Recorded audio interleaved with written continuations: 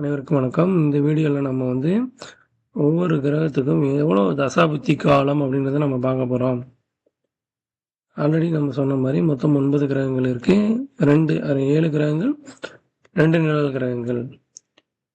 அந்த தசாபுக்தி ஆரம்பம் பார்த்தீங்கன்னா சூரியன் 6 ஆண்டுகள் தசை நடத்தும்.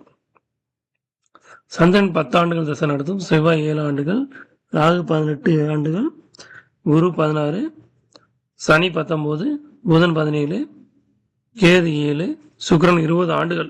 இது சுக்கிரன் தான் இருக்கிறது அதிகம் அந்த திசை நடத்தும். இது எல்லாத்தையும் கூட்டினீங்களா 120 ஆண்டுகள் வரும். 120 ஆண்டுகள் தான் ஒரு மனிதனுடைய ஆயுள் காலம் அப்படின்னு சொல்லியிருக்காங்க. சரிங்களா?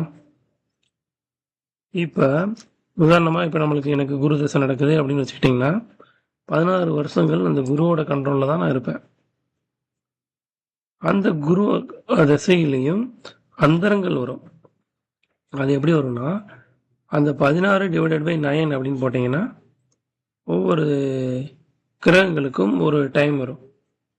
சரிங்களா? அந்த குரு தசையில் சூரியன் அந்தரம் அது ஒரு பர்டிகுலர் டைம் தான் இருக்கும்.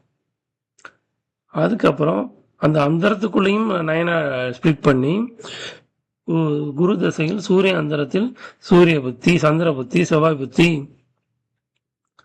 அதையும் ஸ்பிளிட் பண்ணி அந்தரம் சூட்சுமம் அது வரைக்கும் இருக்கு. சூட்சுமம் அதையும் தாண்டி இருக்கு. சரிங்களா? இப்போ பர்டிகுலர் டே கூட நம்மளால ப்ரெடிக்ட் பண்ண முடியும். எந்த திசையில, எந்த புத்தியில, எந்த அந்தரத்துல, எந்த சூட்சுமத்துல என்ன நடக்கும் அப்படின்றத நம்ம பிறப்பு ஜாதகத்தின் அடிப்படையில் அக்யூரேட்டா நம்மளால சொல்ல முடியும். சரிங்களா?